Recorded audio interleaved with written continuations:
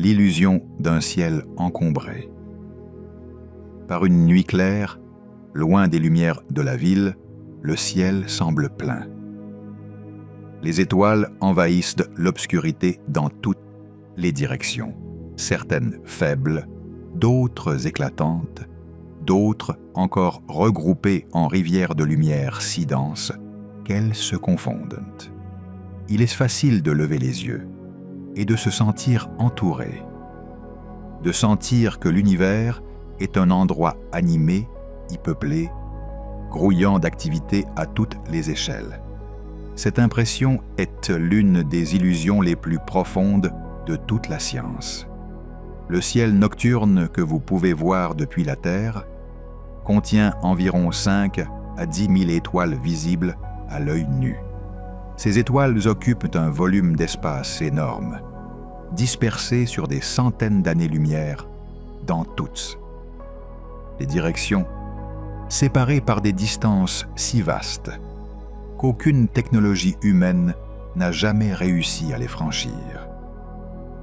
Les étoiles qui semblent proches les unes des autres de notre point de vue ne sont presque jamais réellement voisines. Elles se trouvent simplement sur la même ligne de mire depuis une seule planète, dans un seul système solaire, au bord d'une seule galaxie. Lorsque l'on prend du recul et que l'on examine la structure réelle du cosmos, non pas ce à quoi il ressemble depuis la Terre, mais ce qu'il est réellement à chaque échelle, ce que l'on trouve n'est pas la plénitude, ce n'est pas l'abondance. Ce que l'on trouve, c'est le vide, presque au-delà de ce que l'intuition humaine peut concevoir. L'univers, en son cœur, est fait de presque rien. La majeure partie de l'espace entre les étoiles est un vide presque parfait, plus froid et plus vide que n'importe quelle chambre jamais construite dans un laboratoire sur Terre. La majeure partie de l'espace entre les galaxies est encore plus extrême. Et la majeure partie du volume de l'univers observable, la vaste majorité de tout l'espace qui existe, pour autant que nous puissions le mesurer, est occupée par d'immenses régions si dépourvues de matière qu'un seul atome d'hydrogène par mètre cube serait considéré comme une foule. Ce qui fait de ceci plus qu'une simple curiosité, c'est la raison pour laquelle il en est ainsi. Car le vide n'est pas aléatoire. Il n'est pas le reste d'un état chaotique primitif qui n'aurait tout simplement pas eu le temps de se remplir. Le vide est là à cause d'un processus spécifique qui opère depuis le tout début des temps, poussé par une force qui domine actuellement l'univers et qui s'accélère. Les vides ne sont pas une lacune dans l'histoire. Ils sont, dans un sens très réel, l'histoire même. Et quand on comprend ce qui s'y passe et ce qu'ils font à tout le reste, l'image qui en émerge est troublante d'une manière difficile à ignorer. Ce que nous entendons par vide. Avant de pouvoir parler de l'immensité du vide de l'univers, il est utile d'être précis sur ce que vide signifie réellement à différentes échelles, car le vide est stratifié, et chaque couche est plus extrême que la précédente. Commencez près de chez vous. L'espace entre la Terre et la Lune est, d'un point de vue humain, d'une immensité incompréhensible. Environ 384 000 kilomètres. Une distance qu'il faudrait des années pour parcourir à pied. Mais d'un point de vue cosmique, ce n'est rien. C'est un couloir. L'espace entre la Terre et la Lune contient des traces de particules de vent solaire, des atomes d'hydrogène errants et de la poussière interplanétaire. Ce qui n'est pas grand-chose, mais c'est quelque chose. Déplacez-vous vers l'extérieur, vers l'espace entre le Soleil et sa voisine stellaire la plus proche, Proxima Centauri, qui se trouve à environ 4,2 années-lumière. Ce fossé, plus de 40 billions de kilomètres, est effectivement un néant. La densité de matière dans l'espace interstellaire est d'environ 1 atome par centimètre cube, ce qui semble très peu parce que c'est très peu. Les meilleures chambres à vide que les humains aient jamais construites, grâce à des décennies d'ingénierie de précision, peuvent atteindre des densités de particules du même ordre. L'espace entre les étoiles est essentiellement le meilleur vide réalisable, et il s'étend sur des années-lumière dans toutes les directions. Prenez maintenant encore plus de recul, à l'échelle de galaxies entières. La Voie lactée est un disque d'environ 100 000 années-lumière de large et contient entre 200 et 400 milliards d'étoiles. Mais ces étoiles ne remplissent pas le disque. La distance moyenne entre les étoiles de notre galaxie est de plusieurs années-lumière, ce qui signifie que les étoiles, aussi énormes soient-elles, n'occupent qu'une infime fraction du volume total. Si vous réduisiez le Soleil à la taille d'un grain de sable, l'étoile la plus proche se trouverait à environ 4 km. Cela donne une idée de la quantité de rien qui les sépare. Considérez ensuite l'espace entre les galaxies elles-mêmes. La Voie lactée fait partie d'un petit amas de galaxies appelé le groupe local, qui s'étend sur quelques millions d'années-lumière. Au-delà, l'amas de galaxies géant le plus proche se trouve à des dizaines de millions d'années-lumière. Le milieu intergalactique, composé de gaz et de particules dérivant dans l'espace entre les galaxies, a une densité d'environ une particule par mètre cube, ou moins. Dans l'espace interstellaire, vous obtenez environ une particule par centimètre cube. Dans l'espace intergalactique, vous en obtenez une par mètre cube. L'espace intergalactique est environ 1 million de fois plus vide que l'espace entre les étoiles.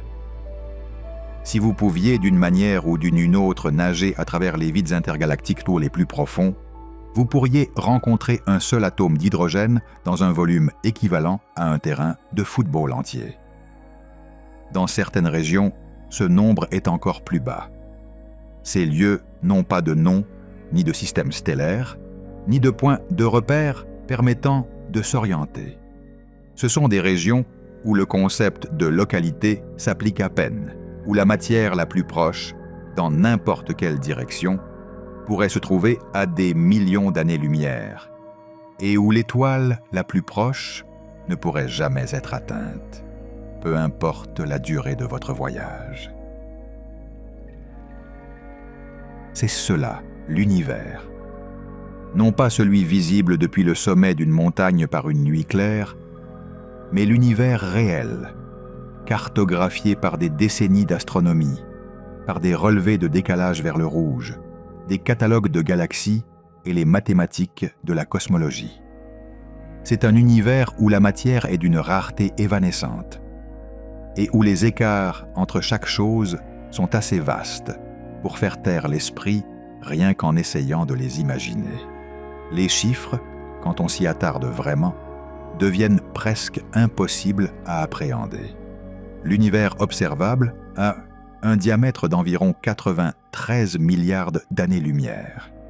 Il contient de l'ordre de 2 billions de galaxies. Un chiffre revu nettement à la hausse par rapport aux estimations précédentes grâce à des relevés télescopiques plus profonds. Chacune de ces galaxies contient entre des centaines de millions et des centaines de billions d'étoiles. Le nombre brut d'étoiles dans l'univers observable est classiquement estimé à environ 200 trilliards. Un 2 suivi de 23 zéros. C'est un chiffre colossal selon n'importe quel standard humain. Et pourtant, le volume total de l'univers observable est d'environ 4 fois 10 puissance 80 mètres cubes. Le volume total occupé par toutes les étoiles réunies, absolument toutes, à travers les 2 billions de galaxies, est d'environ 1057 mètres cubes. Le rapport entre le volume stellaire et le volume cosmique total se situait aux alentours de 10 puissance moins 24. Ce qui signifie que les étoiles, malgré leur nombre, n'occupent qu'environ une partie pour un septillion du volume de l'univers observable. Tout ce qui brûle, tout ce qui brille, tout ce qui a un jour été une source de lumière dans le cosmos, tient dans une fraction de l'espace total si petite que si vous tentiez de la représenter sur un diagramme à l'échelle, les étoiles seraient invisibles. Pas seulement minuscules, mais véritablement invisibles. Plus petites que n'importe quel pixel qu'un écran pourrait afficher. L'univers n'est pas légèrement vide, de la même manière que l'air est principalement constitué d'espace vide entre les atomes. Il est cosmiquement, massivement, structurellement vide à une échelle qui occulte toutes ses autres propriétés. La matière, la lumière, le drame de l'astrophysique, tout cela se déroule dans une fraction du volume disponible si minuscule que du point de vue de l'univers, la matière pourrait tout aussi bien être une erreur d'arrondi. La toile est le vide. Aux échelles les plus vastes que les astronomes puissent cartographier, soit des centaines de millions d'années-lumière, l'univers possède une structure spécifique. Ce n'est pas un brouillard uniforme de matière répartie de manière égale dans l'espace, ni un éparpillement aléatoire de galaxies jetées sans motif. Il possède une forme, l'une des formes les plus remarquables de toute la nature. Cette structure est appelée la toile cosmique. Elle a reçu ce nom parce que lorsque l'on cartographie la distribution des galaxies sur d'énormes volumes d'espace et que l'on prend suffisamment de recul pour voir l'image globale, ce que l'on trouve ressemble étrangement à une toile, à une mousse ou à la ramification d'un réseau neuronal vu de l'extérieur. Les galaxies se regroupent le long de longs filaments, des brins denses de dizaines de millions d'années-lumière de long, qui sillonnent l'espace dans toutes les directions. Là où les filaments se croisent, d'énormes concentrations de matière s'accumulent en amas et superamas de galaxies. Des nœuds denses d'activité gravitationnelle contenant des centaines ou des milliers de galaxies. Entre ces nœuds, les filaments s'étirent comme des ponts, reliant les régions denses et à travers le vide. La découverte de la toile cosmique fut progressive, assemblée sur des décennies, à mesure que les outils de cartographie des positions des galaxies devenaient assez précis pour révéler la structure. Les premiers relevés de décalage vers le rouge dans les années 1970 et 1980, particulièrement les travaux de Valérie de Lapparent, Margaret Geller et John Ushra, au Centre d'astrophysique Harvard-Smithsonian, ont produit les premières cartes et en tranches d'univers, rendant le motif visible. Leur relevé de 1986 a révélé que les galaxies n'étaient pas distribuées au hasard, mais disposées à la surface de grandes structures en forme de bulles. Avec de vastes régions vides à l'intérieur, la première preuve observationnelle claire de l'existence simultanée des vides et de la toile. On décrivait cela à l'époque comme une coupe à travers une mousse ou une éponge. Et l'image était si frappante qu'elle a changé la façon dont les cosmologistes concevaient la structure à grande échelle du cosmos. Les relevés suivants devinrent progressivement plus vastes et complets. Le 2DF Galaxy Redshift Survey a cartographié plus de 200 000 galaxies à la fin des années 1990 et au début des années 2000. Le Sloan Digital Sky Survey, qui a commencé à collecter des données en 2000 et se poursuit sous diverses formes, a fini par cartographier plus de 3 millions de galaxies en 3 dimensions. Ces relevés ont confirmé et affiné l'image. Les galaxies sont concentrées dans un réseau complexe de filaments, de murs et d'amas, séparés par d'énormes vides. Le grand mur de Sloan, identifié en 2003, est une structure de galaxie de plus d'1 milliard d'années-lumière de long, le genre de caractéristique qui ne devient visible que lorsqu'on dispose d'assez de données pour voir la toile à l'échelle à laquelle elle a été bâtie. Les chiffres qui émergent de ces cartes sont véritablement saisissants. Les filaments de la toile cosmique ont typiquement des dizaines de millions d'années-lumière d'épaisseur et peuvent s'étendre sur des centaines de millions d'années-lumière de long. Les superamas à leurs intersections peuvent atteindre des centaines de millions d'années-lumière de diamètre et contenir des milliers de galaxies. Notre propre Voie lactée fait partie d'un superamas appelé Laniakea, identifié en 2014 grâce aux mesures de vitesse des galaxies, qui s'étend sur environ 520 millions d'années-lumière et contient approximativement 100 000 galaxies. Laniakea elle-même se situe au bord d'une structure bien plus vaste. Et entre ces filaments, entre les murs, les feuillets et les nœuds de galaxies, se trouvent les vides, de vastes régions d'espace, grossièrement sphériques, qui sont presque totalement dépourvues de matière. Les plus petits vides cosmiques font environ 20 millions d'années-lumière de large. Les plus grands peuvent s'étendre sur des centaines de millions d'années-lumière.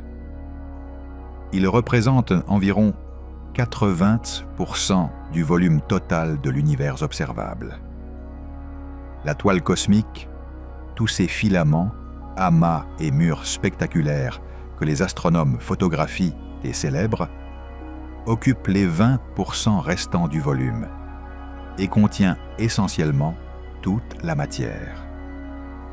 Cela signifie que la structure que nous avons tendance à considérer comme l'univers, les galaxies, les amas, la grande architecture de la toile, est, d'un point de vue volumétrique, une fine peau tendue sur une quantité énorme de rien. Si vous choisissiez un point au hasard dans l'univers observable, il y aurait environ 80% de chances que vous tombiez dans un vide, dans une région où aucune galaxie n'est proche, où l'étoile la plus proche est à des centaines de millions d'années-lumière, où il n'y a presque rien autour de vous, dans n'importe quelle direction, aussi loin que l'on puisse mesurer. Nous n'avons pas tendance à visualiser le cosmos de cette façon, car nous l'observons de l'intérieur d'une galaxie, et les galaxies sont incrustées dans les filaments de la toile, dans les régions les plus denses, où la matière s'est accumulée. Notre vision de l'univers est donc systématiquement biaisée en faveur des parties peuplées.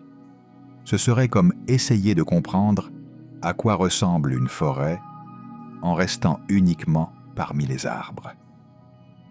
Les vides, en revanche, sont des régions que la lumière des galaxies lointaines traverse simplement. Ils laissent donc leur marque sur nos observations de manière subtile, mais ils n'offrent aucun point de repère, aucune structure, aucune source de lumière pour ancrer le regard.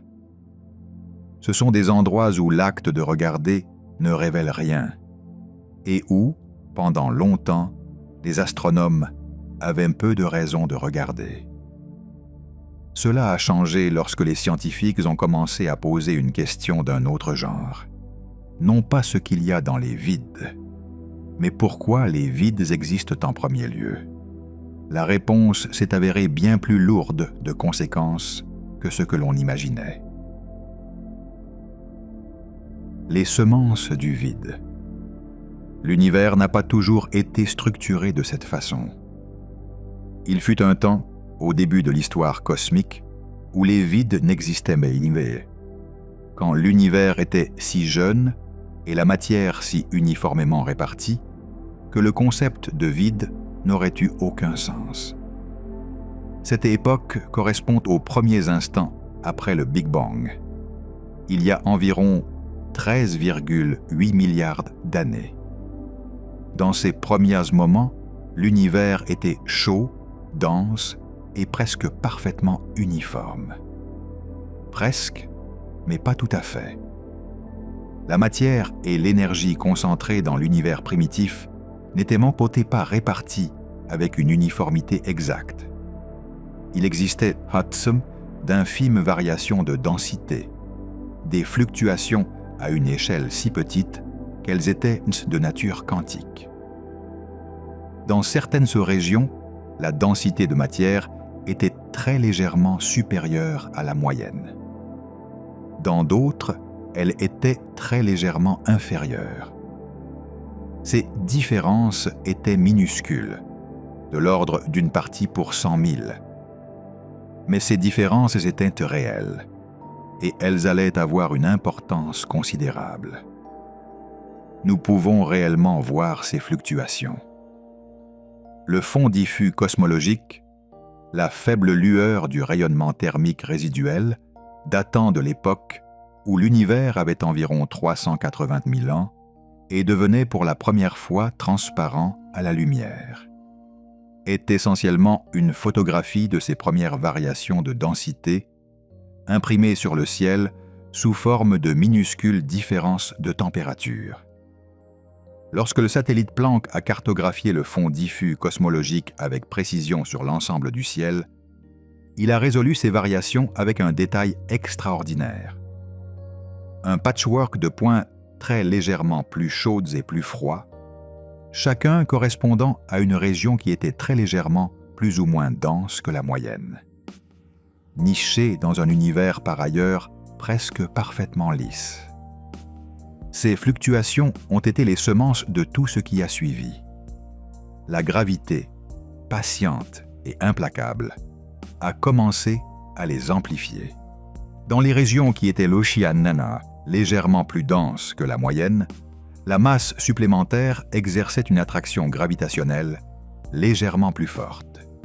Cette attraction a attiré la matière de l'espace environnant, augmentant encore la densité locale, ce qui a de nouveau accentué l'attraction gravitationnelle, attirant encore plus de matière.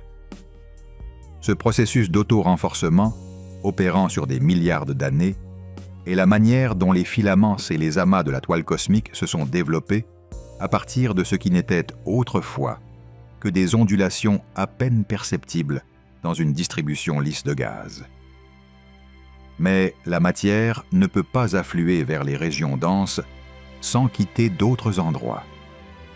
Tandis que la gravité attirait la matière vers les zones légèrement plus denses, elle la drainait hors des zones légèrement moins denses.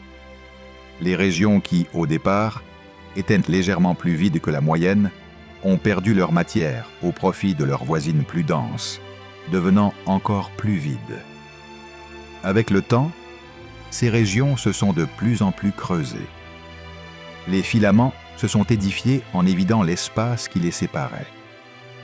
Les murs de galaxies se sont construits à partir de matériaux balayés, hors des volumes qu'ils entourent désormais. La grande structure de la toile cosmique et le grand vide des espaces intermédiaires ne sont pas deux phénomènes distincts. Ils sont le même phénomène, vu sous deux perspectives différentes. C'est un point subtil mais important. Les vides n'ont pas été délaissés par un processus qui aurait échoué à les peupler. Ils ont été activement créés par la même dynamique gravitationnelle qui a bâti la toile. La structure et le vide se sont coproduits, sculptés dans le même matériau initial, par la même action longue et lente de la gravité, travaillant sur de minuscules inégalités héritées. Et parce que les fluctuations initiales, ont été fixés par des processus quantiques durant une période appelée l'inflation. Une période d'expansion extrêmement rapide dans la toute première fraction de seconde de l'histoire cosmique, la structure de la toile et l'existence des vides remontent finalement au niveau quantique. Les plus grandes régions vides de l'univers observable, dont certaines font des centaines de millions d'années-lumière de large, existent à cause d'événements survenus à des échelles subatomiques dans les premiers 10 puissance moins 32 secondes. C'est peut-être le cas le plus extrême de causes infimes, produisant des effets gigantesques de toute l'histoire naturelle. Le vide de Boötes. En 1981, un astronome nommé Robert Kirshner, de l'Université du Michigan, travaillait sur ce qui semblait être un projet de catalogage classique. Lui et son équipe mesuraient les décalages vers le rouge, redshift, des galaxies, le degré auquel leur lumière avait été étirée vers l'extrémité rouge du spectre par l'expansion de l'espace, et utilisaient ces mesures pour cartographier la distribution tridimensionnelle des galaxies dans une partie du ciel. Le décalage vers le rouge sert d'indicateur de distance. Plus la lumière d'une galaxie a été étirée par l'expansion cosmique, plus elle est assez loin. En mesurant les décalages vers le rouge sur un large échantillon de galaxies, on peut construire une image en 3 dimensions de la façon dont elles sont réparties dans l'espace. Une technique encore relativement nouvelle au début des années 1980 et qui produisait des résultats surprenants régulièrement leurs auteurs. La carte de Kirshner, à mesure qu'elle se complétait, révéla quelque chose qui n'avait aucun précédent valable dans la littérature existante. Dans la direction de la constellation de Boötes, le Bouvier, à une distance d'environ 700 millions d'années-lumière de la Terre, se trouvait une région de l'espace où pratiquement aucune galaxie n'existait. Pas seulement moins que prévu, presque aucune. Un volume approximativement sphérique d'environ 330 millions d'années-lumière de large ne contenait, tout au plus, qu'une poignée de galaxies, là où les prévisions statistiques en annonçaient des milliers. La région n'avait ni structure, ni filament, ni amas, ni aucun signe des variations de densité ordinaire qui caractérisaient le reste du relevé. C'était, selon les standards du cosmos, extraordinairement vide. Kirshner et ses collègues rapportèrent la découverte avec prudence, comme ont tendance à le faire les scientifiques confrontés à des résultats semblant dépasser les limites de ce que leurs théories prédisent. Mais les relevés ultérieurs le confirmèrent. Des observations de suivi avec des instruments de plus en plus sensibles ont trouvé un total d'environ 60 galaxies à l'intérieur du vide de Boötes. Un nombre si inférieur à ce qu'une région de cette taille devrait contenir que la structure a gagné le surnom de grande rien, ou parfois simplement de grand vide. Une région de cette taille dans une partie typique de l'univers devrait contenir environ 2000 galaxies. Ce que l'équipe de Kirshner a trouvé, c'était environ 60 galaxies, disposées en une chaîne lâche en forme de tube traversant le milieu du vide, comme si elles s'accrochaient les unes aux autres dans un paysage par ailleurs stérile. L'astronome Greg Aldering, qui a plus tard étudié le vide de Boötes de manière approfondie, a fait une observation frappante sur l'échelle de ce vide. Si la voie lactée avait été située au centre du vide de Boötes, plutôt qu'à sa position actuelle le long d'un filament de la toile cosmique, nos astronomes n'auraient pas découvert l'existence de galaxies au-delà de la nôtre avant les années 1960, au plus tôt.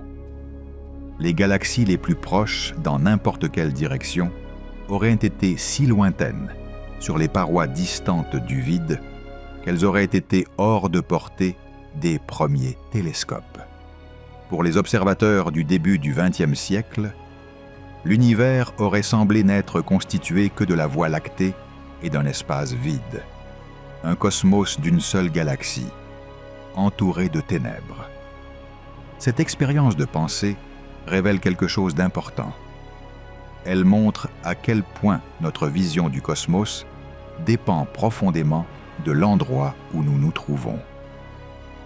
Nous savons que l'univers est rempli de galaxies, non pas parce que leur présence est évidente, mais parce que nous sommes assez proches des plus voisines pour les détecter.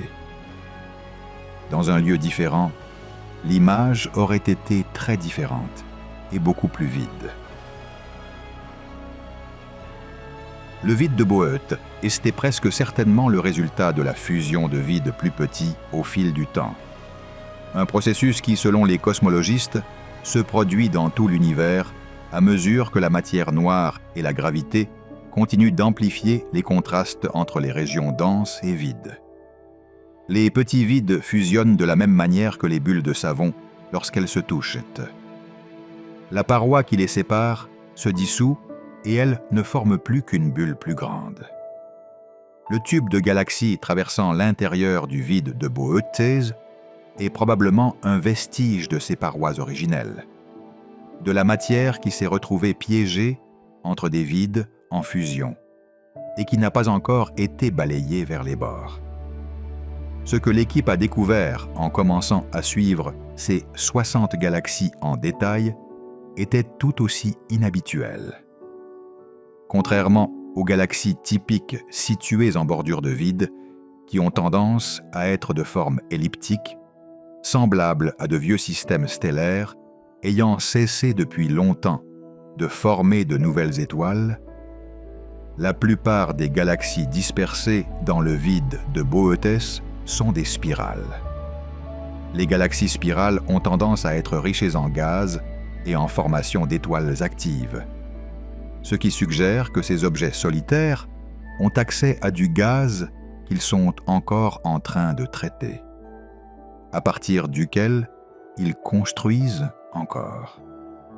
Elles ont peut-être évolué plus lentement précisément parce qu'elles ont passé leur existence loin de l'agitation gravitationnelle des amas denses, sans être perturbées par les collisions et les interactions qui façonnent les galaxies dans les environnements plus peuplés.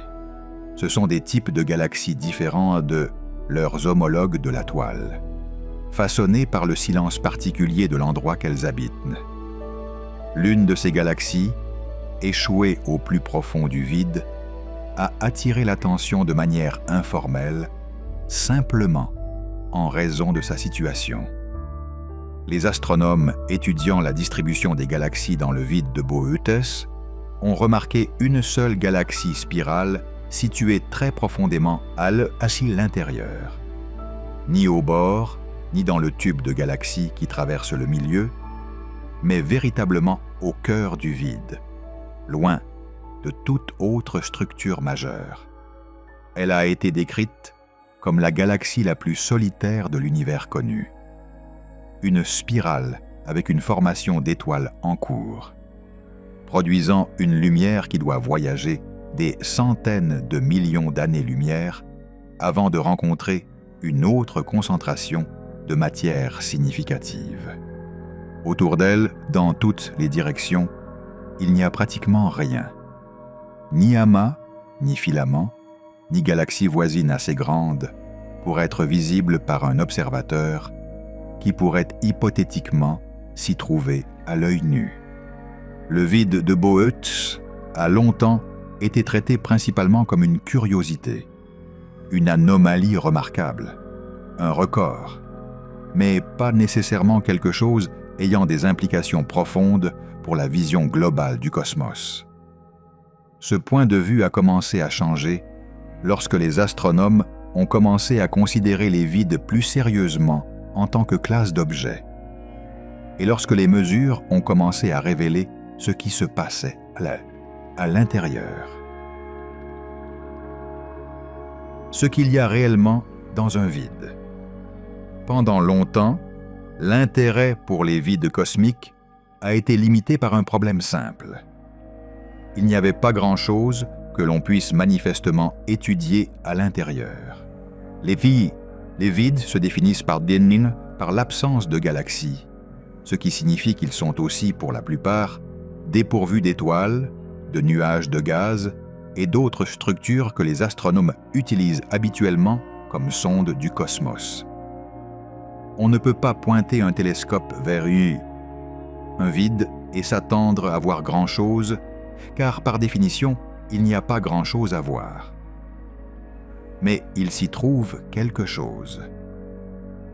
En fait, il s'y trouve plusieurs choses et leur compréhension a transformé l'étude des vides, passant d'un intérêt de niche à l'un des domaines les plus actifs de la cosmologie. La première chose à l'intérieur d'un vide est la matière noire, ou plus précisément, une quantité de matière noire bien inférieure à la moyenne. Les filaments et les amas du réseau cosmique sont denses en halos de matière noire. L'échafaudage invisible qui maintient la structure visible unie. En comparaison, les vides en contiennent très peu, mais ils n'en sont pas non plus totalement exempts. Les Mallan simulations informatiques révèlent une structure squelettique ténue à l'intérieur des vides. De minces fils de matière noire et un éparpillement de galaxies naines. Bien trop faibles pour apparaître dans la plupart des relevés, mais néanmoins présentes. Ces structures fantômes à l'intérieur des vides tracent ce à quoi le réseau aurait pu ressembler à ses débuts, avant que la gravité n'ait balayé la majeure partie du matériau vers les bords. La deuxième chose que contiennent les Isséines, les vides, outre le tube de galaxies du Bouvier, est une classe spécifique de galaxies devenue un objet d'étude croissant, les galaxies de vide. Ce sont ces galaxies rares des isolés, qui se trouvent par hasard profondément à l'intérieur des vides, plutôt que le long des filaments du réseau. Et elles sont sensiblement différentes de leurs homologues des régions plus denses. Les galaxies de vide ont tendance à être plus bleues, ce qui est la signature d'une formation d'étoiles en cours. Elles créent encore des étoiles à un taux plus élevé que les galaxies des amas, qui ont largement épuisé ou perdu leur gaz formateur d'étoiles par des interactions avec les galaxies voisines et le milieu intracluster chaud. Les galaxies de vide sont également plus fréquemment de forme spirale, et leur morphologie est plus préservée. Elles n'ont pas été soumises au harcèlement gravitationnel et au dépouillement par effet de marée que subissent couramment les galaxies d'amas. En ce sens, les galaxies de vide sont des objets plus vierges, préservés dans un état proche de ce à quoi ressemblaient les galaxies en général dans l'univers primitif, simplement parce que l'environnement du vide est plus calme et moins perturbateur. Les étudier offrent aux astronomes un moyen de comprendre l'évolution des galaxies qui n'est pas possible dans les environnements encombrés des amas. Il existe également un schéma démographique intéressant aux limites des vides. Au niveau des murs, les fines feuilles de galaxies qui marquent les bords des vides, la matière a tendance à avoir des propriétés spécifiques. Les galaxies de ces structures murales sont comprimées gravitationnellement des deux côtés, pressées par les vides en expansion qu'elles jouent. La dynamique de ces zones de compression est différente de celle des galaxies situées plus profondément dans les filaments. Les murs des vides, s'avère-t-il, ne sont pas seulement les frontières du néant. Ce sont des régions actives en soi, façonnées par la pression entre le vide en expansion d'un côté et le réseau plus dense de l'autre. La troisième chose à l'intérieur d'un vide, et la plus conséquente, est le rayonnement, le fond diffus cosmologique, la faible lueur résiduelle du Big Bang, le rayonnement thermique qui voyage à travers l'espace depuis que l'univers a 380 000 ans. Remplit tout l'espace de manière uniforme, y compris les vides les plus profonds. Peu importe où vous allez dans l'univers, le CMB imprègne l'espace qui vous entoure.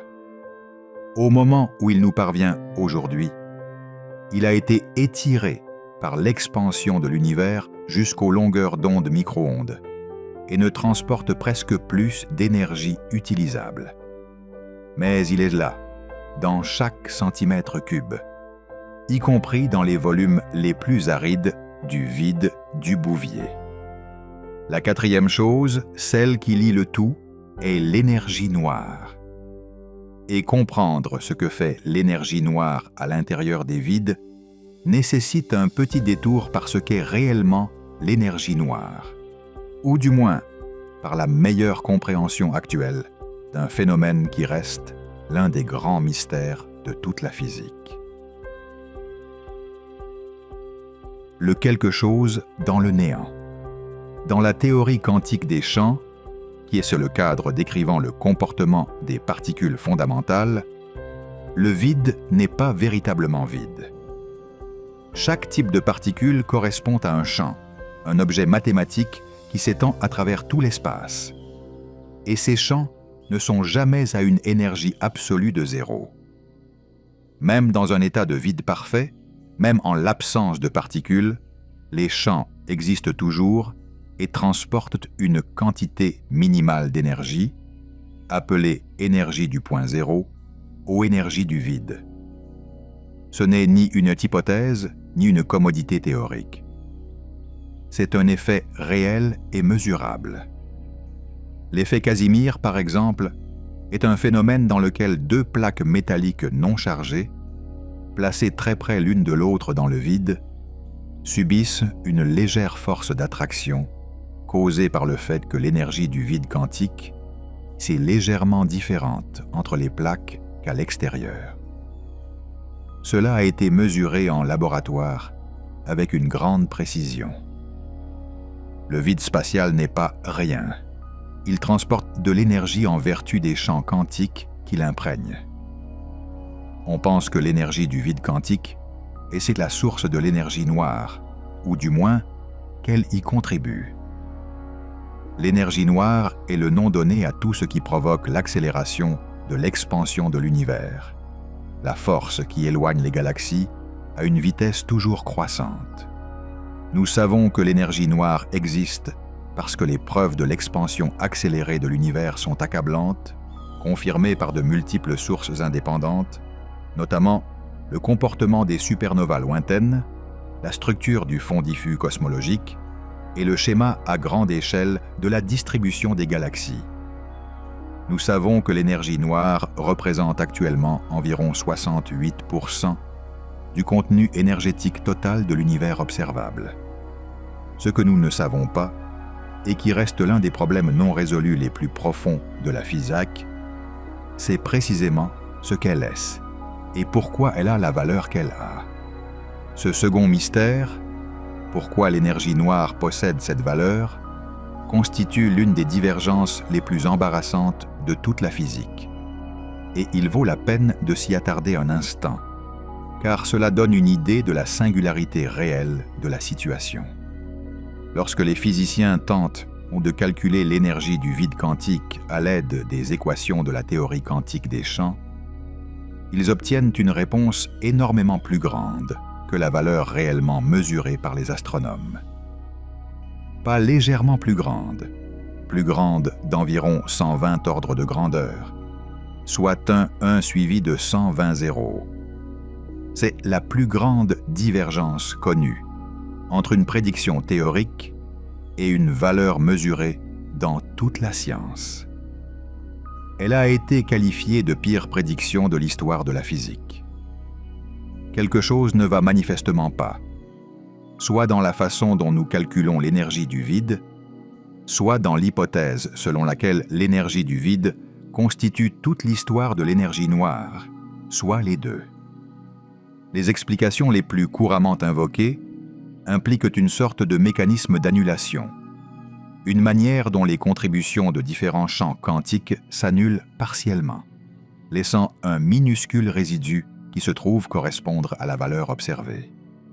Mais personne n'a jamais produit de compte-rendu théorique convaincant expliquant pourquoi l'annulation devrait être si précise, laissant juste la bonne quantité d'énergie résiduelle pour correspondre à la constante cosmologique qui s'ajuste aux données. C'est une plaie ouverte en physique théorique. Et les vides, en tant que lieu où l'énergie noire est la plus exposée, sont les endroits où nous pouvons l'étudier le plus directement. Voici l'élément important concernant les vides. Dans les régions denses de l'univers, à l'intérieur des galaxies, des amas, des filaments du réseau, l'énergie noire est présente, mais elle est complètement dominée par la matière et le rayonnement qui l'entoure. La gravité, les forces électromagnétiques, la physique des étoiles et des nuages de gaz, tout cela submerge l'effet de l'énergie noire à des échelles inférieures à des dizaines de millions d'années-lumière. Si l'énergie noire disparaissait soudainement de notre galaxie demain, la Voie lactée continuerait de fonctionner essentiellement de la même manière. Les étoiles suivraient les mêmes trajectoires. Les planètes resteraient sur leurs orbites. L'expérience quotidienne de chaque forme de matière dans une région dense serait indiscernable de ce qu'elle est aujourd'hui. Les vides sont différents. Dans les vides, il n'y a presque pas de matière, presque pas de rayonnement au-delà du CMB, presque pas de gravité dont on puisse parler à l'échelle locale. Et dans ces conditions, l'énergie noire, l'énergie du vide lui-même, devient la présence dominante. Si vous vous placiez au centre d'un vide cosmique, ce qui vous entoure n'est pas le vide au sens conventionnel. Ce qui vous entoure, c'est l'énergie noire, l'énergie des champs quantiques vibrant à travers le tissu de l'espace, opérant sans concurrence, sans la suppression de la matière dense. Les vides sont les endroits où l'énergie noire n'est pas seulement présente, mais puissante. Ce sont les régions où elle peut accomplir son œuvre sans entrave. Et ce qu'elle y fait a des implications profondes pour l'avenir de l'univers. Le vide qui grandit. L'aspect le plus contre-intuitif des vides cosmiques est qu'ils ne sont pas statiques. Ce ne sont pas simplement des régions où la matière est rare, en attendant qu'une structure finisse par se former. Ils grandissent. Ils grandissent depuis leur formation initiale. Ils grandissent encore. Et le rythme de cette croissance s'accélère. Alors que l'énergie noire entraîne l'expansion de l'espace à travers l'univers, son effet n'est pas uniforme. Dans les régions denses, telles que les amas de galaxies, les filaments et les zones peuplées du réseau, la gravité est assez forte pour résister localement à l'expansion. Ces régions ne s'étendent pas. La Voie lactée ne devient pas plus grande. La distance entre la Terre et la galaxie d'Andromède n'augmente pas. Les deux galaxies se rapprochent en réalité l'une de l'autre, attirées par leur gravité mutuelle, et finiront par fusionner. Aux échelles inférieures à des dizaines de millions d'années-lumière, la gravité l'emporte. Mais dans les vides, la gravité perd. Il n'y a pas assez de matière dans un vide pour résister à la poussée vers l'extérieur de l'énergie noire, et les vides s'étendent donc.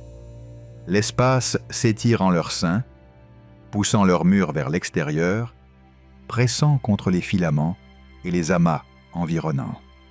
À mesure qu'un vide s'étend, ses bords poussent sur les murs de galaxies qui les délimitent, amincissant ces murs, les perturbant et finissant par les briser. Lorsque les murs entre des vides adjacents deviennent suffisamment minces, ils se dissolvent et les vides fusionnent. Le résultat est un vide plus vaste. Et ce vide plus vaste continue de croître, de pousser et de grignoter la structure environnante. C'est un processus lent selon n'importe quel standard humain, opérant sur des échelles de temps de milliards d'années. Mais il est incessant, et la direction est à sens unique. Les vides s'étendent. Les structures qui les entourent s'amincissent. Les murs et les filaments du réseau cosmique, qui ont mis des milliards d'années à se construire par l'accumulation patiente de matière, sont progressivement érodés de l'intérieur. Ce que nous voyons lorsque nous cartographions le réseau cosmique aujourd'hui, cette architecture complexe et tentaculaire de filaments, de nœuds et de feuillets, est une structure déjà en train d'être démantelée. Au cours des 5 à 20 prochains milliards d'années, si les modèles actuels se maintiennent, le réseau cosmique continuera de perdre sa structure fine à cause de ce processus. Les filaments minces se dissoudront. Les groupes de galaxies seront séparés par l'expansion de l'espace entre eux. Les vides presseront les uns contre les autres jusqu'à ce que les murs qui les séparent deviennent si ténus qu'ils cesseront effectivement d'exister. Ce qui était autrefois un réseau complexe de structures deviendra une série d'îlots de matière énormes et isolés. Des restes d'amas et de superamas, liés gravitationnellement à eux-mêmes, mais séparés de toute autre matière par des centaines de millions d'années-lumière d'un vide presque parfait. Et ces îlots continueront eux-mêmes à s'éloigner les uns des autres. Non pas parce que la gravité est plus faible qu'autrefois, mais parce que l'espace entre eux s'étire plus vite que n'importe quelle force gravitationnelle ne peut le combler. Il convient d'être précis sur ce à quoi cela ressemble pour des structures spécifiques. La Voie lactée et Andromède, ainsi que les autres galaxies du groupe local, finiront par fusionner en une seule galaxie elliptique massive, souvent appelée Milkomeda dans les discussions spéculatives. Et ce système fusionné restera lié gravitationnellement indéfiniment. La gravité du groupe local fusionné est assez forte pour résister à l'expansion de l'espace aux échelles locales, quel que soit le comportement de l'énergie noire. La Voie lactée est à l'abri d'une dissolution au sens direct. Ce qu'elle perdra au cours des dizaines ou centaines de milliards d'années à venir, c'est tout le reste. Tous les autres amas de galaxies, visibles aujourd'hui comme de minuscules taches sur les images de télescopes, reculeront au-delà de l'horizon cosmique. L'amas de la Vierge, l'amas de la chevelure de Bérénice, les milliers d'autres amas qui peignent aujourd'hui le ciel dans les relevés de galaxies, tous finiront par franchir le seuil d'observabilité et disparaîtront. Ce qui restera, pour tout observateur situé dans le groupe local fusionné, est un système unique lié par la gravité, entouré d'un vide en expansion. Les vides n'attendent pas que des structures se développent en leur sein. Ils dissolvent activement la structure qui existe autour d'eux. Et le moteur qui anime cette dissolution est le même moteur qui a construit les vides à l'origine. L'énergie noire, œuvrant à travers l'expansion de l'espace, le plus puissamment dans les régions où la matière est trop rare pour la ralentir. Le grand néant d'à côté. Voici quelque chose d'étrange. Le vide dans lequel l'univers semble actuellement accomplir le travail le plus spectaculaire n'est pas celui du Bouvier, situé à 700 millions d'années-lumière. Il pourrait être beaucoup plus proche. Il pourrait s'agir, en fait, du vide dans lequel la Voie lactée elle-même se trouve. En 2013, une équipe d'astronomes dirigée par Ryan Kinnan, Amy Barger et Lennox Cowie a publié des conclusions suggérant que notre galaxie réside au sein d'une vaste région sous-dense. Une région où la densité de matière est significativement inférieure à la moyenne cosmique. Cette région, désormais connue sous le nom de vide K-Base d'après ses découvreurs, semble s'étendre sur environ 1 milliard d'années-lumière dans toutes les directions depuis la Voie lactée. Elle n'est pas vide de la même manière que le vide du Bouvier. Elle contient des milliers de galaxies, y compris l'intégralité du groupe local et le superamas plus vaste, l'Aniakea. Mais la densité globale de matière à l'intérieur est estimée à environ 20% en dessous de la moyenne cosmique, ce qui, à l'échelle cosmologique, constitue une sous-densité substantielle. L'existence du vide K-Base fait encore l'objet de débats parmi les astronomes. Tout le monde n'est pas d'accord sur son étendue ou sa profondeur. Mais s'il est réel et que les mesures actuelles sont approximativement correctes, il comporte une implication avec laquelle les cosmologistes sont aux prises depuis des années, car il pourrait être lié à l'un des problèmes non résolus les plus importants de la physique contemporaine. Ce problème est appelé la tension de Hubble. La constante de Hubble est le taux d'expansion de l'univers, mesuré en kilomètres par seconde par mégaparsec de distance. Il existe deux manières principales de la mesurer. L'une utilise les observations de l'univers lointain, en particulier le schéma du fond diffus cosmologique et l'espacement des structures à grande échelle, et donne une valeur d'environ 67 à 68 km par seconde par mégaparsec. L'autre utilise l'univers local, des mesures de distance vers des galaxies proches à l'aide d'étoiles variables céphéides et de supernovas de type 1A, et donne systématiquement une valeur d'environ 72 à 74 km par seconde par mégaparsec. Les deux méthodes ont été affinées au fil des années de travail. Toutes deux ont été vérifiées maintes fois pour des erreurs systématiques. Et toutes deux restent obstinément incohérentes l'une avec l'autre. L'écart mesuré aujourd'hui à plusieurs fois la marge d'erreur statistique suggère que quelque chose dans notre compréhension du cosmos est incomplet. Une explication proposée est que nous vivons par hasard dans un vide. La matière à l'intérieur d'une région sous-dense subit une attraction gravitationnelle nette vers l'extérieur de la part des régions plus denses qui l'entourent, comme si le vide était un bassin et que la matière à ses bords était à être attirée vers les parois.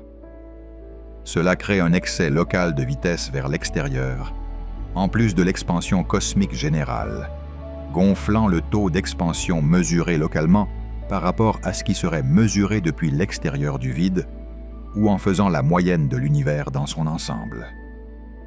En d'autres termes, si la Voie lactée se trouve à l'intérieur d'un grand vide, nos mesures locales du taux d'expansion pourraient être systématiquement biaisées à la hausse, produisant une constante de Hubble apparente plus élevée que la véritable valeur globale. Le chercheur Indranil Banik et ses collègues de l'Université de St. Andrews ont soutenu que le vide K-Base, s'il est caractérisé avec précision, pourrait expliquer une augmentation d'environ 11% des taux d'expansion mesurés localement, assez pour expliquer la majeure partie ou la totalité de la tension de Hubble. Ce n'est pas une question tranchée.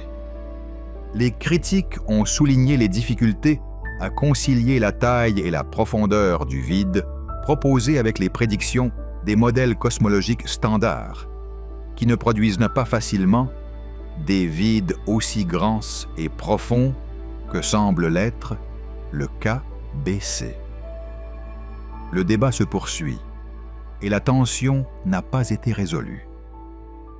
Mais la possibilité que les vides, ces vastes étendues vides du cosmos, puissent façonner directement l'une des mesures les plus importantes de la cosmologie est une illustration frappante de l'importance capitale que ces régions supposément vides ont fini par revêtir. La partie terrifiante. La dissolution du réseau cosmique n'est que la moitié du problème. L'autre moitié est plus subtile et, d'une certaine manière, plus inquiétante. À mesure que le réseau se dissout, l'univers efface simultanément les preuves qu'il a un jour existé. Voici comment cela fonctionne. L'univers observable, tout ce que nous pouvons en principe détecter, est défini par la distance que la lumière a eu le temps de parcourir depuis le Big Bang. Mais cette limite n'est pas fixe, parce que l'expansion de l'espace s'accélère. Les galaxies situées au-delà d'une certaine distance s'éloignent plus vite que la lumière ne peut franchir l'espace entre elles et nous. La lumière qu'elles émettent maintenant ne nous parviendra jamais. Elles ont franchi ce que les physiciens appellent l'horizon cosmique. Et à toute fin d'observation, elles ont disparu. Pas détruites, toujours là, toujours brûlantes, mais définitivement hors de portée de tout signal. À l'heure actuelle, l'univers observable contient environ 2 billions de galaxies. Ce nombre diminue. Chaque année, plus de galaxies franchissent l'horizon qu'il n'en entre.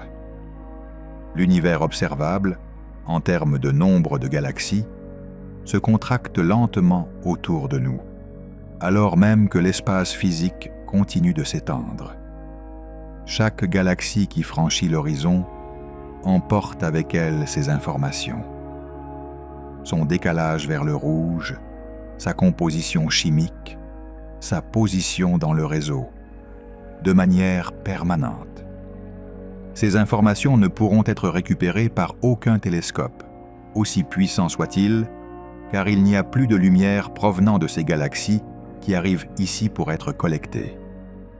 Les cosmologistes ont calculé que d'ici environ 150 milliards d'années, toutes les galaxies au-delà du groupe local seront passées au-delà de l'horizon. Le ciel à ce moment-là contiendra les étoiles du système fusionné Voie lactée Andromède et rien d'autre à aucune résolution pratique. Le fond diffus cosmologique, CMB, aura été étiré d'ici là vers des longueurs d'onde si longues, des ondes radio des millions de fois plus longues que l'âge de l'univers, que sa détection nécessiterait une antenne de la taille du système solaire. Il sera fonctionnellement indétectable. Ce que cela signifie, c'est que toute la base de preuves de la cosmologie moderne aura disparu. Au début du XXe siècle, le débat le plus important en astronomie était de savoir si les nébuleuses spirales visibles au télescope étaient de petits nuages à l'intérieur de la Voie lactée ou de vastes systèmes stellaires situés à des distances énormes. D'autres galaxies à part entière. Edwin Hubble a tranché ce débat dans les années 1920, en mesurant la distance d'Andromède à l'aide d'étoiles variables céphéides, la trouvant bien plus éloignée que n'importe quelle structure de la Voie lactée. À partir de là, les décalages vers le rouge des galaxies lointaines ont révélé l'expansion cosmique, ce qui a mené à la théorie du Big Bang, puis à tout ce que nous comprenons aujourd'hui sur l'origine et la structure de l'univers. Chaque étape de cette chaîne de découverte a dépendu de la présence de galaxies proches, suffisamment proches pour être étudiées en détail. Dans 150 milliards d'années, aucune galaxie de ce type n'existera à portée d'observation. Une civilisation apparaissant alors se retrouverait dans un cosmos qui semble, selon toutes les mesures à leur disposition, constitué d'un système stellaire unique, lié par la gravité et entouré d'une obscurité vide et infinie. L'expansion de l'espace serait indétectable, pas de galaxies lointaines pour montrer des décalages vers le rouge. Le Big Bang serait invérifiable, le CMB ayant disparu. le réseau cosmique ne laisserait aucune trace. Tout le cadre de la cosmologie moderne ne serait pas faux, mais définitivement irrécupérable. La partie terrifiante, en d'autres termes, n'est pas que l'univers devienne vide, c'est qu'il devienne inconnaissable. Les vides ne se contentent pas de consumer le réseau. Ils consument les archives du réseau. L'expansion de l'espace efface sa propre histoire, et la fenêtre pendant laquelle cette histoire est si lisible est celle que nous occupons actuellement, et que nous n'occuperons plus très longtemps à l'échelle cosmique. Les vides comme laboratoire. Pendant la majeure partie de l'histoire de l'astronomie moderne, les vides cosmiques étaient traités comme les espaces que l'on traversait pour se rendre vers quelque chose de plus intéressant. Les galaxies étaient nées les objets d'étude. Les filaments et les amas étaient là où l'action se déroulait. Les vides n'étaient que ce qui remplissait la carte entre eux. Cela a considérablement changé ces dernières années, et ce changement a été motivé par la reconnaissance du fait que les vides ne sont pas des conteneurs passifs pour l'énergie noire. Ce sont des objets dynamiques avec des propriétés mesurables, et ces propriétés encodent une quantité énorme d'informations sur la physique fondamentale du cosmos. Considérez ce qui rend un vide utile en tant qu'outil scientifique. Dans les régions denses, les amas de galaxies et les filaments, la physique est assez complexe. Les galaxies entrent en collision, le gaz est chauffé et comprimé, les trous noirs éjectent de la matière à hautes énergies, la matière noire s'agglutine en halos complexes. Tous ces processus interagissent entre eux, et isoler les effets d'une seule variable est difficile. Les vides, en revanche, sont calmes. La matière à l'intérieur est rare et relativement peu perturbée. La dynamique y est suffisamment simple pour être modélisée avec précision. L'une des démonstrations les plus claires que les vides laissent des signatures physiques mesurables, et c'est venu de l'étude du fond diffus cosmologique, CMB. Lorsque les photons du CMB voyagent vers nous, ils passent à travers la structure à grande échelle de l'univers, à travers les filaments, les amas et les vides. Lorsqu'un photon tombe dans une région dense, il gagne de l'énergie grâce au puits gravitationnel. Lorsqu'il en ressort, il perd à nouveau cette énergie. Dans un univers statique, ces effets s'annuleraient parfaitement. Mais dans un univers en expansion, le puits gravitationnel est légèrement moins profond lorsque le photon en sort qu'il ne l'était lorsqu'il y est entré, car l'expansion a étiré le puits pendant le transit. Cela signifie que les photons gagnent une infime quantité nette d'énergie en traversant des régions denses et perdent une infime quantité nette d'énergie en traversant des régions sous-denses. Cet effet est appelé l'effet Sachs-Wolfe tardif, et il laisse une empreinte mesurable. Des taches légèrement plus froides sur la carte du CMB correspondent aux emplacements des vides cosmiques. Le satellite WMAP et son successeur, Planck, ont cartographié le CMB en détail, et les chercheurs étudiant ces cartes ont trouvé des points froids correspondant à de grands vides dans la distribution des galaxies. La corrélation statistique est réelle et mesurée, et elle fournit une preuve physique directe que l'énergie noire est responsable de l'expansion, car l'effet Sachs-Wolfe, qui l'a produit, ne fonctionne que si l'univers est dominé par l'énergie noire. Dans un univers composé uniquement de matière s'étendant sans énergie noire, les puits gravitationnels seraient statiques et l'effet s'annulerait.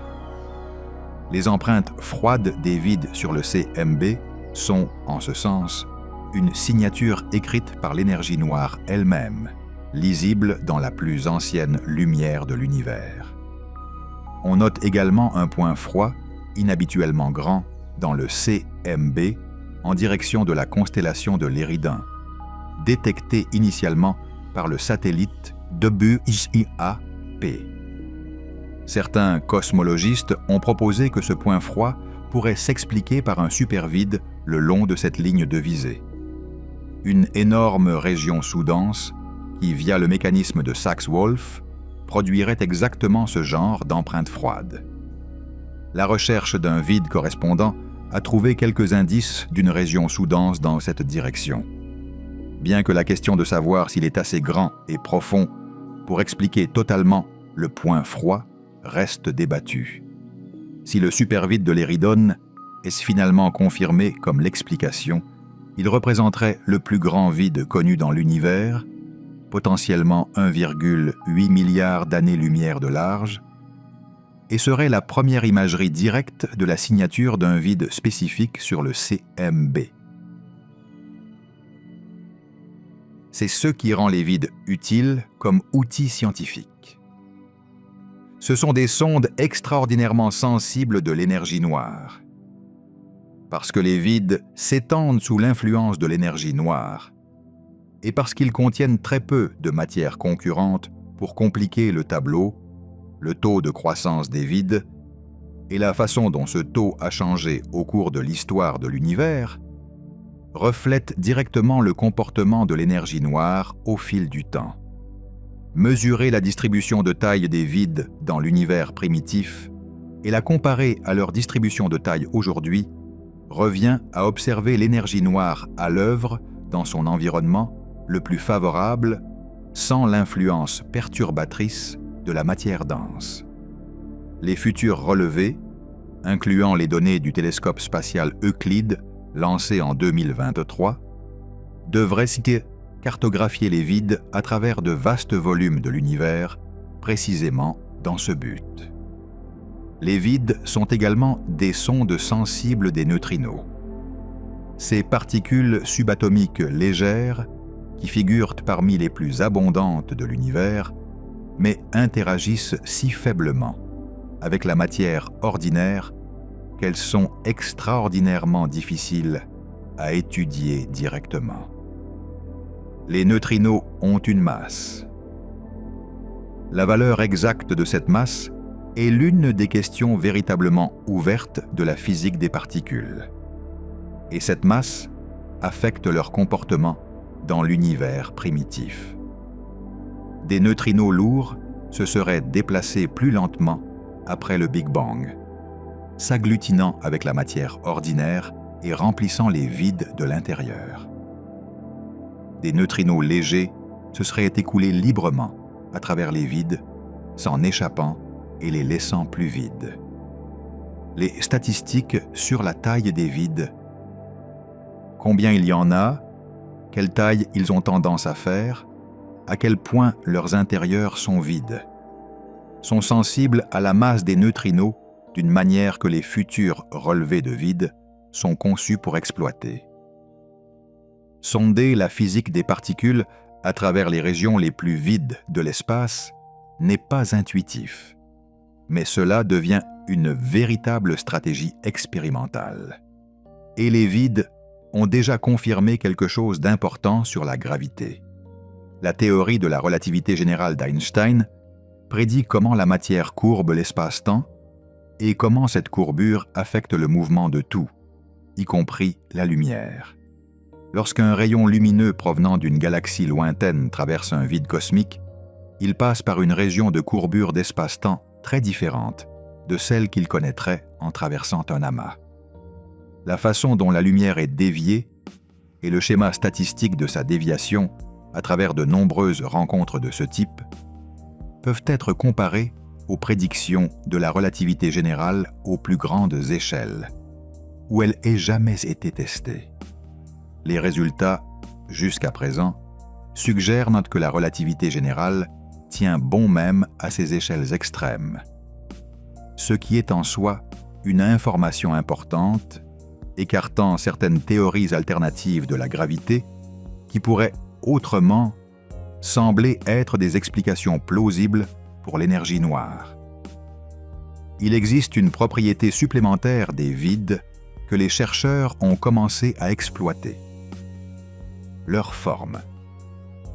Dans un univers régi par la relativité générale standard avec une constante cosmologique, les vides ont une distribution statistique de formes spécifiques, certains plus sphériques, d'autres plus allongés, déterminés par l'interaction entre l'expansion de l'énergie noire et l'attraction gravitationnelle de la matière environnante. Dans les théories de gravité modifiée, telles que les modèles FR, qui modifient le comportement de la force gravitationnelle à grande échelle, la dynamique interne des vides est différente.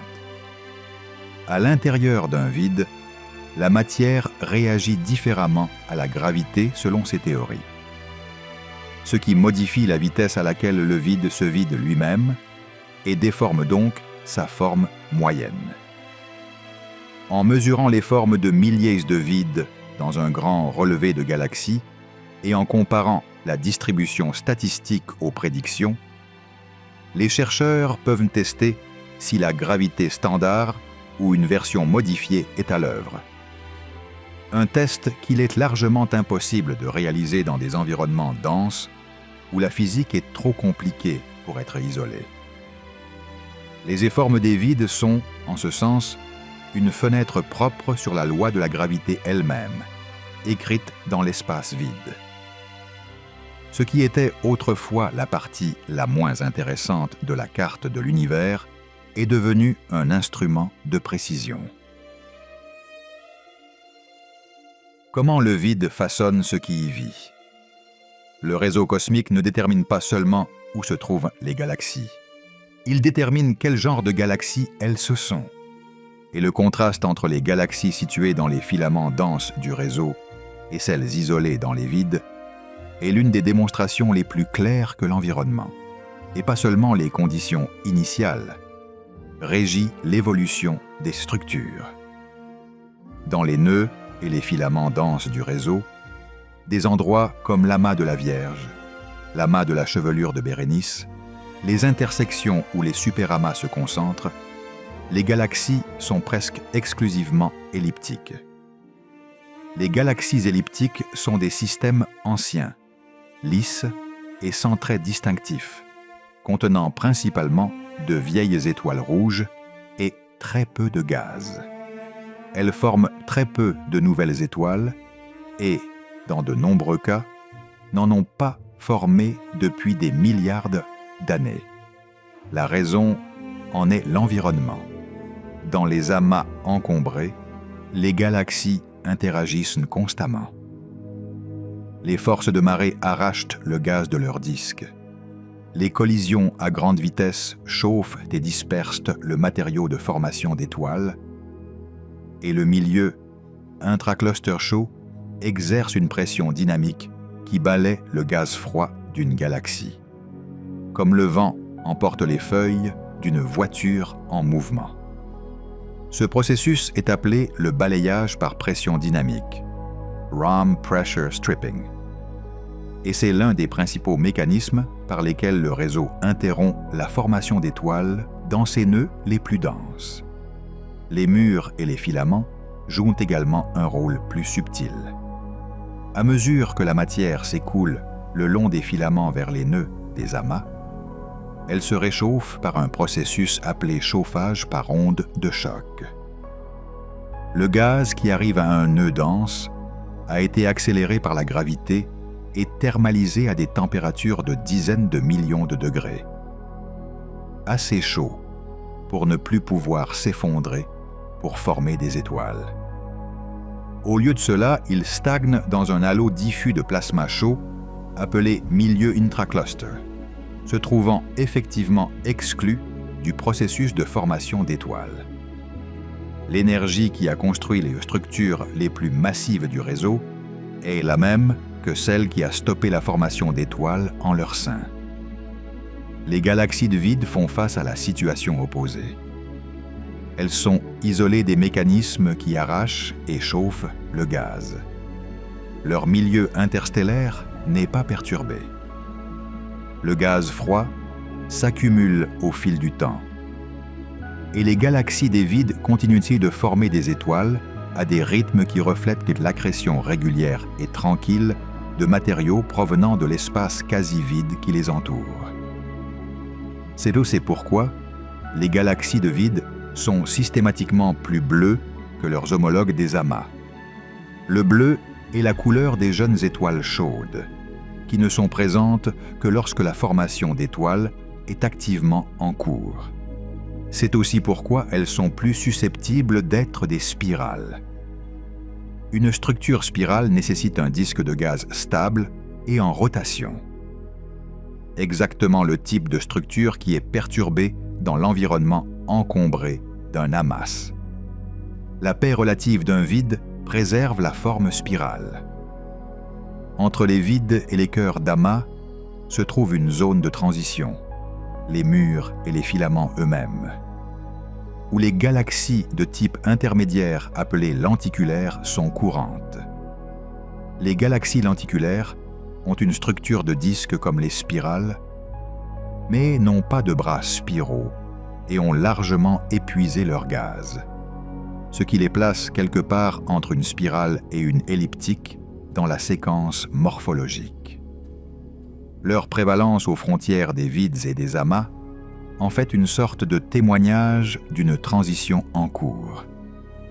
Des galaxies qui sont entrées dans un environnement plus dense ont commencé à voir leur gaz arraché, mais n'ont pas encore été totalement déformées en elliptiques sans trait. En ce sens, la morphologie d'une galaxie est en partie un horodatage, un enregistrement du moment et de la profondeur avec lesquels elle a été attirée dans les régions plus denses du réseau. La distribution des types de galaxies à travers l'univers n'est pas aléatoire, mais constitue une carte du réseau lui-même, inscrite dans les formes des galaxies qu'il contient. Les galaxies les plus spectaculaires, les elliptiques massives et lumineuses au centre des grands amas, sont d'un certain point de vue les plus évolués, les produits finaux de milliards d'années de fusion et d'interaction. Mais elles sont aussi, en termes d'activité actuelle, effectivement mortes. Les spirales combatives dans les vides, peu remarquables individuellement, sont encore en train de se construire. Elles se convertissent toujours du gaz en étoiles. Elles font toujours ce pourquoi les galaxies existent principalement. Aux régions les plus calmes et les plus vides de l'univers sont celles où le processus de formation des galaxies connaît la durée la plus longue et la moins interrompue. Cela a des implications pour la vie. La formation des planètes nécessite des éléments lourds, carbone, oxygène, silicium, fer, qui ont été fabriqués à l'intérieur des étoiles au fil des générations de naissances et de morts stellaires. Les régions où la formation d'étoiles s'est éteinte tôt, comme dans les cœurs d'amas denses, possèdent des populations stellaires plus vieilles, avec moins de cet enrichissement chimique dans leurs étoiles plus jeunes. Les conditions pour les planètes rocheuses et une chimie complexe ont eu moins de temps pour se développer. Les vides, précisément parce que leurs galaxies ont continué à former des étoiles plus longtemps, pourraient abriter une proportion plus élevée d'environnements stellaires chimiquement enrichis propices au système planétaire. C'est l'une des ironies les plus étranges de la structure cosmique. Les régions les plus désolées de l'univers à grande échelle pourraient, à l'échelle des systèmes stellaires individuels, figurer parmi les meilleurs candidats pour les conditions nécessaires à la vie. Après le réseau. Ce qui survient après la victoire des vides est une séquence d'événements que les cosmologistes ont cartographiés avec un luxe de détails considérable, se déroulant sur des échelles de temps si vastes que l'âge actuel de l'univers n'apparaîtrait que comme une erreur d'arrondi. Les étoiles à l'intérieur des amas de galaxies survivants consument leur carburant sur une gamme énorme d'échelles de temps, de quelques millions d'années pour les plus massives à des billions d'années pour les plus petites naines rouges. Le Soleil épuisera son hydrogène dans environ 5 milliards d'années, se transformera en géante rouge, puis s'effondrera en naine blanche. Les plus petites étoiles naines rouges continueront de brûler pendant environ 10 billions d'années, soit environ 1000 fois l'âge actuel de l'univers. Après 10 à 100 billions d'années, toute formation d'étoiles aura cessé. Toutes les étoiles se seront éteintes, et ce qui restera de la galaxie sera constitué de naines blanches se refroidissant lentement, d'étoiles à neutrons, de trous noirs et de naines brunes froides qui n'ont jamais réussi à s'allumer. Les cosmologistes appellent cela l'ère de dégénérescence. Un univers sombre, frouid et extrêmement calme, éclairé seulement par la faible lueur infrarouge des restes stellaires en refroidissement.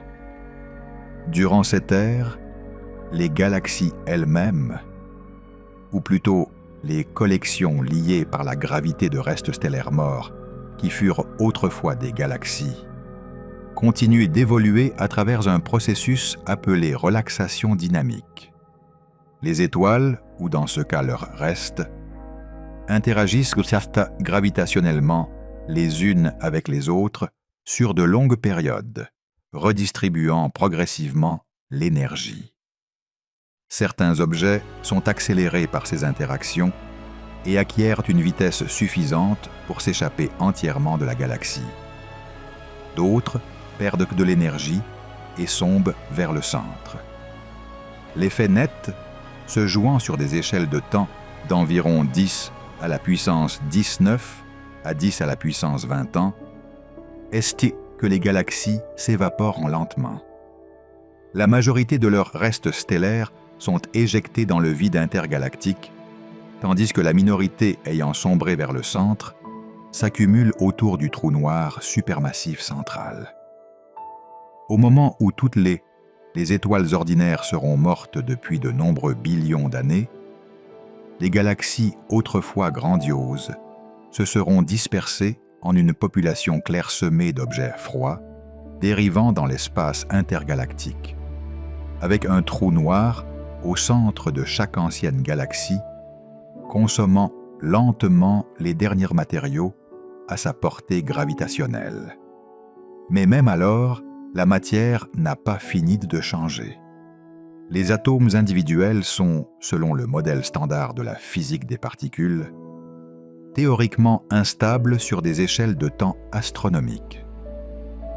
La désintégration du proton, un processus prédit par de nombreuses théories de grande unification, bien que non encore observé expérimentalement, désassemblerait progressivement les noyaux atomiques sur des échelles de temps situées entre 10 à la puissance 34 et 10 à la puissance 40 ans.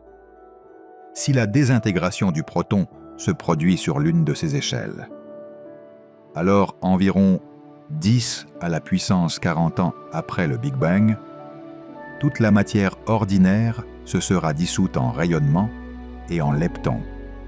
Les naines blanches, les étoiles à neutrons, les planètes froides, tout cela se sera évaporé. Les seules structures restantes seront les trous noirs. Les trous noirs eux-mêmes ne sont pas permanents. Stephen Hawking a montré en 1974 que les trous noirs rayonnent lentement de l'énergie. Un processus de mécanique quantique désormais appelé rayonnement de Hawking, et finiront par s'évaporer complètement. Le temps nécessaire dépend de la masse. Un trou noir de masse stellaire mettrait environ 10 à la puissance 60, 7 ans à s'évaporer. Les trous noirs supermassifs au centre des galaxies, qui peuvent contenir des milliards de masses solaires, mettront jusqu'à 10 à la puissance 100 ans. Après cela, il ne restera rien qu'un gaz diffus de photons et de leptons s'étendant à travers un univers de plus en plus froid et de plus en plus vide. Ce point final, souvent appelé la mort thermique de l'univers, est un état d'entropie maximale, de structure minimale et d'énergie disponible effectivement nulle. C'est l'expression ultime du vide vers lequel les espaces vides travaillent depuis le premier milliard d'années de l'histoire cosmique. Rien de tout cela n'est de la spéculation au sens dramatique. Cela découle directement de la physique établie, appliquée vers le futur. Les vides ici ne sont pas seulement de grands espaces vides dans l'univers tel qu'il existe aujourd'hui. Ils sont le front d'un processus qui, mené à son terme, produit un univers qui n'est pas seulement majoritairement vide, mais entièrement vide de tout, à l'exception de la lueur résiduelle faiblissante du dernier trou noir en évaporation.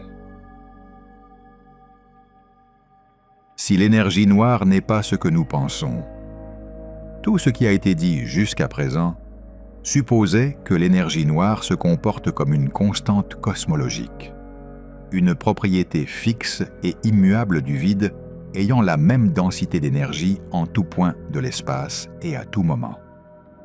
Cette hypothèse sous-tend le modèle cosmologique standard, appelé lambda CDM, et elle s'ajuste extrêmement bien aux données disponibles. Mais s'ajuster aux données ne signifie pas être correct, et il existe des signes précoces indiquant que la constante cosmologique pourrait être plus complexe qu'il n'y paraît. En 2024, l'instrument spectroscopique pour l'énergie noire, DESI, a publié ses premiers résultats majeurs issus d'un relevé de plus de 6 millions de galaxies, représentant la carte tridimensionnelle la plus précise de la structure à grande échelle de l'univers jamais produite à ce jour. L'équipe du DESI a découvert que lorsqu'ils ajustaient leurs données au modèle d'énergie noire, le meilleur ajustement n'était pas une valeur constante, mais une valeur qui semble changer au fil du temps, devenant plus forte dans un passé récent et potentiellement plus faible dans l'univers primitif. La signification statistique de l'écart par rapport à une constante n'était pas accablante. Les physiciens le décrivent comme un indice de l'ordre de 2 à 3 sigma, plutôt que comme une découverte définitive. Mais il était présent à travers de multiples analyses indépendantes et n'a pas disparu lors des vérifications ultérieures. Pour comprendre ce que signifierait une énergie noire variable, il est utile de savoir comment les physiciens la paramètrent. L'approche standard utilise 2 nombres, appelés W0 et WA, qui décrivent ensemble comment l'équation d'état de l'énergie noire évolue avec l'expansion de l'univers. Une constante cosmologique a un W0 égal à moins 1 et un WA égal à 0. Elle ne change pas.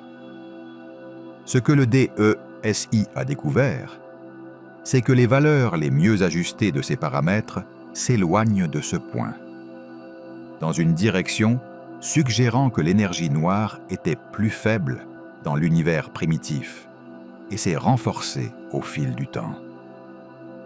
Si cela est exact, le taux de croissance des vides dans l'univers primitif aurait été plus lent que ce que prédit la constante cosmologique, tandis que le taux actuel et futur serait plus rapide. Les vides que nous observons aujourd'hui seraient légèrement plus petits qu'ils ne le seraient sous une véritable constante cosmologique, ce qui pourrait également répondre potentiellement à une partie de la tension entre les prédictions théoriques de la taille des vides et ce que les relevés trouvent réellement. Si l'énergie noire varie avec le temps, les implications pour tout le reste devraient être révisées.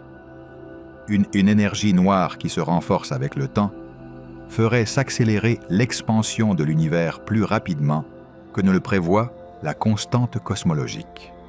Dans la version la plus extrême de ce scénario, appelée énergie noire fantôme, dans laquelle la densité d'énergie augmente sans limite à mesure que l'univers s'étend, le résultat ne serait pas la lente dissolution à long terme du réseau cosmique décrite précédemment. Ce serait quelque chose de bien plus brutal. Dans un univers d'énergie noire fantôme, l'expansion finirait par devenir si rapide qu'elle l'emporterait non seulement sur la gravité maintenant les amas de galaxies ensemble, mais aussi sur la gravité maintenant les galaxies individuelles, puis sur la gravité maintenant les systèmes solaires, et enfin sur les forces électromagnétiques maintenant les atomes ensemble. Dans les derniers instants avant le point final, l'espace s'étendrait si violemment, à toutes les échelles, que les molécules seraient déchirées, puis les atomes, puis les noyaux atomiques. Ce scénario a un nom, le grand déchirement, Big Rip. Les calculs suggèrent qu'il se produirait dans environ 20 milliards d'années si les indices actuels d'une énergie noire variable reflètent le véritable comportement de l'univers.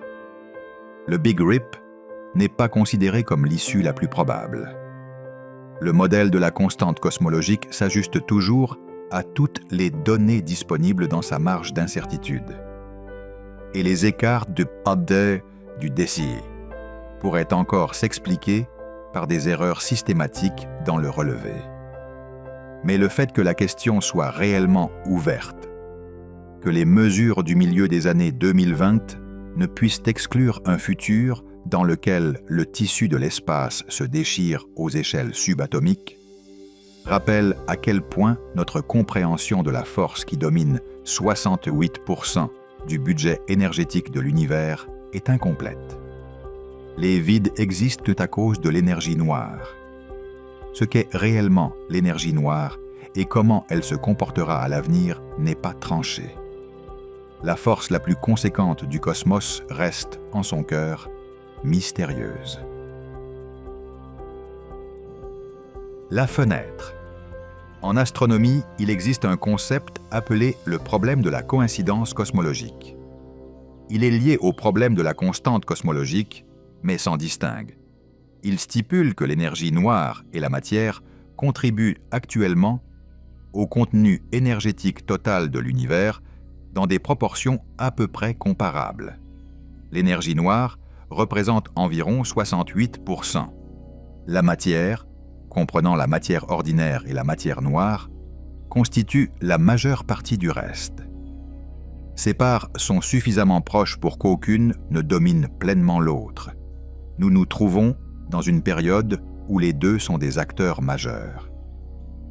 Cela semble anodin jusqu'à ce que l'on considère la chronologie.